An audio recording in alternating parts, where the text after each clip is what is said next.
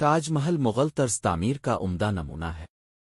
اس کی تعمیراتی طرز فارسی ترک بھارتی اور اسلامی طرز تعمیر کے اجزاء کا انوکھا ملاپ ہے۔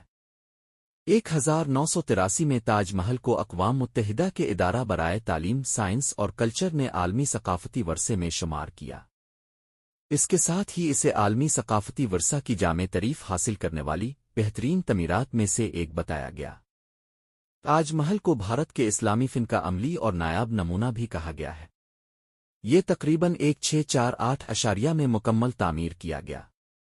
استاد احمد لائیور کو عام طور پر اس کا معمار خیال کیا جاتا ہے۔ تعمیر ترمیم مغل بادشاہ شاہ جہان کی بیوی ممتاز محل کا مقبرہ جو بھارت کے شہر آگرہ میں واقع ہے۔